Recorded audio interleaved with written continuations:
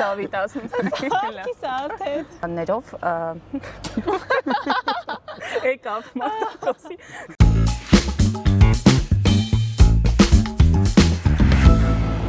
Ողջույն, EU Explain podcast-ի շրջանակում մենք շարունակում ենք քննարկել ԵՄ Հայաստան գործընկերությանը վերաբերող նորությունները, փորձում ենք այս նորությունները նախ ինքներս հասկանալ, հետո դրանք մատչելի կերպով նաև ներկայացնել ձեզ։ Այսօր միանգամից 3 թեմաների մասին ենք խոսելու՝ մշակույթից մինչև բիզնես ու նաև նոր երիտասարդական տարածքներ, որոնք բացվում են ՀՀ մարզերում ԵՄ աջակցությամբ, եւ թեմաների մասին խոսելու ենք մեր երիտասարդ եվրոպական դեսպաններ Դավիթի հետ Երվանդյան եւ Սոֆիի հետ Աբրահամյան։ Առաջարկում եմ սկսել երթը այսպես մեծ նորություններից մեկից, որը տեղի ունեցավ վերջերս հուլիսին, եւ կարծում Դավիթը մեզ կօգնի խոսել այս նորության մասին։ Վերջին շրջանի ամենակարևոր, թնդյուն նորություններից է Ուրսուլա ֆոն դեր Լայենի այցը Հայաստան։ Իրականում առաջին անգամ է, որ տվյալ կարճաժամկետ ժամանակահատվածում, այսինքն 2 ամիսը դեռևս չլրացած, կրկին վերադառնում է Հայաստան նոր առաջարկներով եւ նոր հայտարարություններով։ Ովքեր չգիտեն, Ուրսուլա ֆոն դեր Լայենը հանդիսանում է Եվրահանձնաժողովի նախագահը։ Եվրահանձնաժողովը Եվրոպական միության գործադիր ինստիտուտներից է, կառույցներից է հանդիսանում, որը զբաղվում է հիմնականում տնտեսության զարգացմամբ եւ միջազգային համագործակցություններով։ Սովորաբար նման այցերից հետո շատ լուրջ նորություններ են լինում, իսկ այս այցը եւս չի տարբերվել, ունենք բուրըն քննարկելու նորություններ։ Առաջինը կուզեմ նշել այն հայտարարությունը, որը արվեց 18 միլիոնի հավելումը, որը նախորդիվ արդեն իսկ նախատեսվել էր 52 միլիոն ֆոնդի հետ փոխանցվելիք, դա տրամադրվելու է Հայաստանին, որպեսզի զարգացվի արտասահման արտահանելու, այսինքն պրոդուկտները արտասահման արտահանելու հնարավորությունը ընդլայնելու համար է տրամադրվելու Հայաստանին։ Այս աջակցությունը մեզ կօգնի թե նոր ստեղծվող բիզնեսներին, թե արդեն իսկ գործող ընկերություններին արտահանել եւ նոր շուկայում դրսևորել իրենց։ Նաեւ կարևոր նորություններից այն էր, որ նախատեսվում է այնպես կատարել, որպեսզի այն ապրանքները, որոնք արտահանվում են դեպի ԵՄ, մաքսատուրքից դուրս լինեն, այսինքն 80% ապրանքների մաքսատուրք չեն անցնի, չեն ունենա, ոնց ասեմ, չեն ազատված կլինեն մաքսատուրքից։ Այստեղ կարող ենք նշել ոլորտները, թե որոնք են հիմնականում թիրախավորված, առևտրային մրգի բանջարեղենի ոլորտն է, որը 99%-ով ազատվելու է մաքսատուրքից, նաև ներառված է ալկոհոլային ինդուստրիան, 90%-ով ազատված կլինի։ Այստեղ եւս հնարավորություններ ենք արդեն տեսնում նոր բիզնես այդեաների, ստարտափերի, հիմնականում նշեմ, թե ինչու, քանի որ արտասահման արտահանելու համար կան հստակ չափանիշներ, որոնք պետք է պահպանել, որպեսզի պրոդուկտը նաև դիտարկվի այլ երկրներում, հիմնականում ԵՄ-ում, այսինքն պետք է լինեն սերտիֆիկացված, լինեն համապատասխան փաթեթավորմամբ, լոգոյով եւ այլն։ Սա հիասքանչ հնարավորություն են նոր բիզնեսների համար, թեկուզ ստարտափերների համար, որոնք կարող են օգնել արդեն իսկ գործող ընկերություններին, որոնք զբաղվում են մրգային արտադրությամբ, ճիշտ փաթեթավորումը կազմակերպել, սերտիֆիկացումը, այսինքն նման տիպ հարցերում օգնելով ստեղծել նոր հնարավորություններ։ Հիշեցի նաև վերջերս ԵՄ ընդլայնման հարցերով հանձնակատարի Մարտակոսի հրապարակում իր անձնական էջում, որտեղ պատրաստել էր իր ձեռքերով ջեմ հայկական ծիրանից, իհարկե սա շատ ոգեշնչող էր հայ ուրեմն լսարանի համար, պարզապես կարծում եմ այս փոքրիկ հրապարակմամբ ինքը աջակցեց հայ արտադրողներին ու կար իր մեջ իրականում բավական մեծ աշխարհաքաղաքական մեսիջ, այնպես որ կարծում եմ այո, սա լավ հնարավորություն ու նորություն է։ բիզնեսի ոլորտում գտնվող մեր հայ արտադրողներու երիտասարդների համար։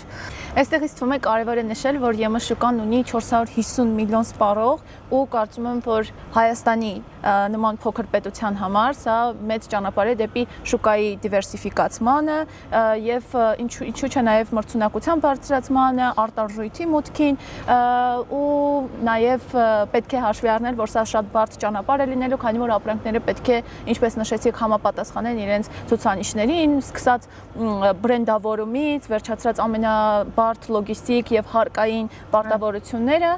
բայց կարծում եմ, որ արդեն մենք այդ ճանապարհի սկիզբը դրել ենք եւ հետագայում կտեսնենք նաեւ դրանց բարիքները, ինչպես հիմա սկսել ենք տեսնել։ Այո, դե իհարկե եթե բիզնեսը առհասարակ տնտեսությունը այն թեման է, որ բավականին դինամիկ է, ակտիվ է նաև երիտասարդության շրջանում, նույնը չեն կարող ցավոք սրտի ասել այս պահին մշակույթի համար, որի մասին կուզեմ խոսել այսօր ձեզ հետ միասին։ Իհարկե չխախտելով ավանդույթը նորությունից կսկսեմ, հուլիսի 3-ին ԵՊՀ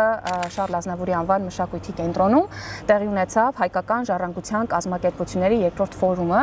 եւ ֆորումի նպատակն էր ընդգծել հայկական ժառանգության պահպանման եւ կրթության ու երիտասարդական համագործակցության մեջ ներդրումների կարեւորության մասին։ Եվ այստեղ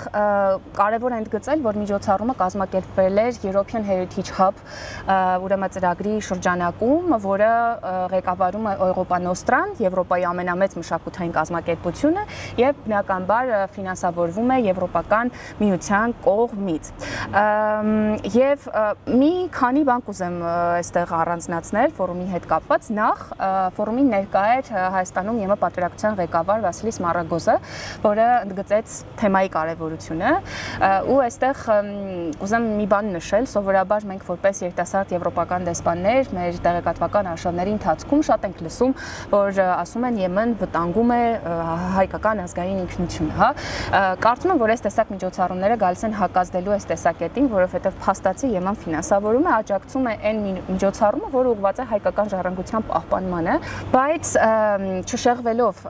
երիտասարդությանը վերաբերող թեմային, ցավով պետք է փաստեմ, որ ֆորումին տեսա շատ քիչ երիտասարդներ, հիմնականում տեսա այն մարդկանց, ովքեր հանդիսանում են ԵՄ այլ ծրագրերի շահառուներ, այսինքն անդադես նույն մարդկանց շրջանակում են գտնվում բոլոր ծրագրերում, ինչը կարծում եմ պետք է վերանայվի եւ ինչ-որ մի օր փոփոխվի, բայց ձեզ էլ հարց ունեմ, այ ձեր կարծիքով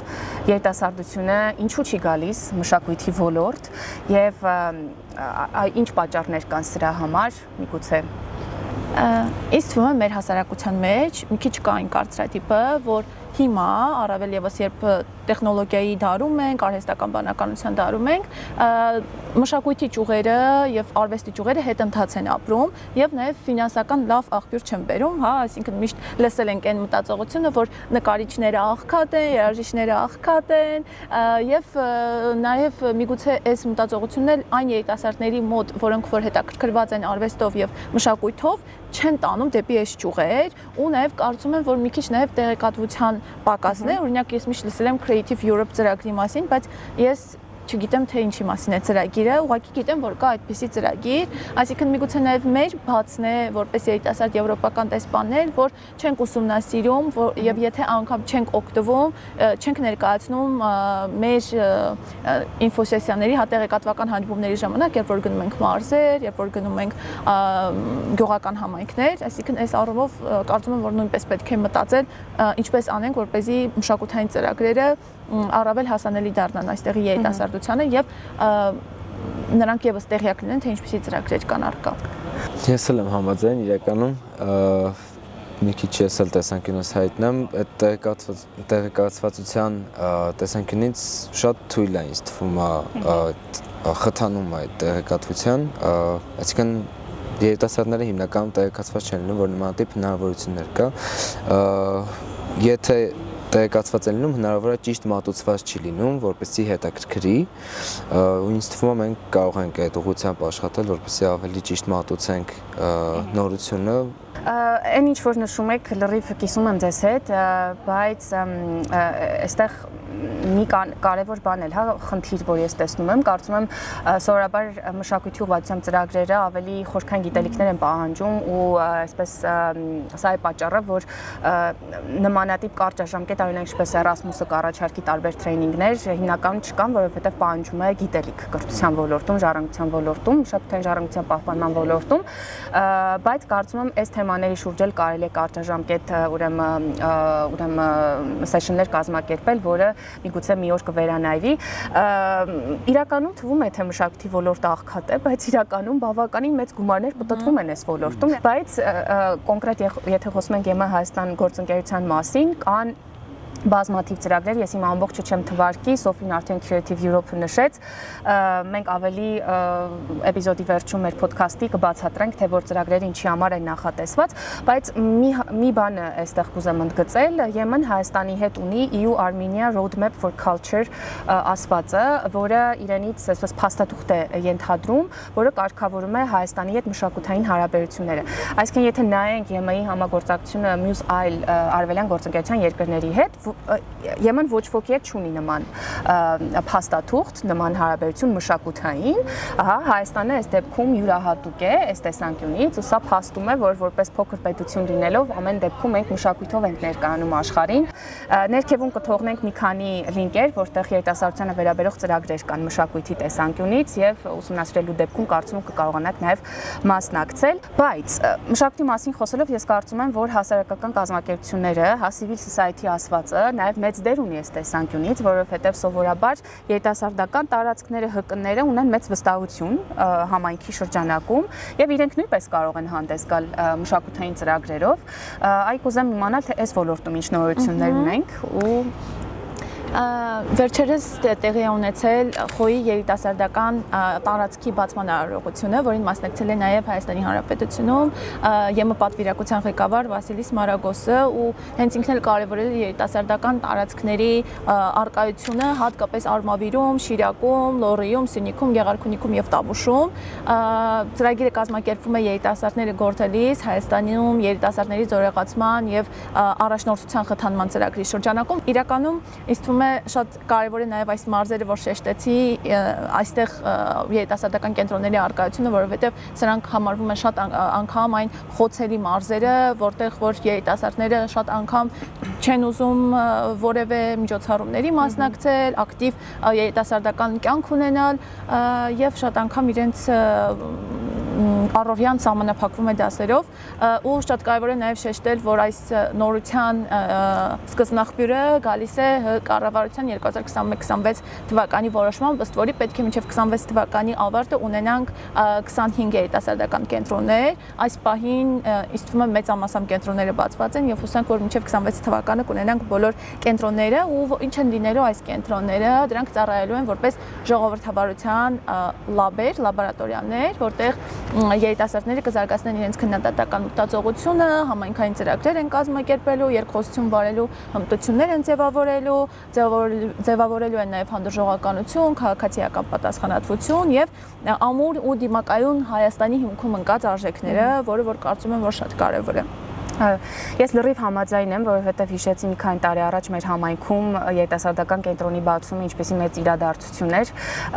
կարծում եմ դա ապահովում է ավելի հարուստ առօրյա համայնքի երիտասարդների համար, որ ամենակարևորն է, այս կենտրոնները պահում են երիտասարդներին իրենց համայնքներում։ Մենք այն տենդենցիան կա, որ որոշակի տարիքի հասնելով, հատկապես համալսարանական տարիքի, երիտասարդները տեղափոխվում են իրենց համայնքից Երևան ու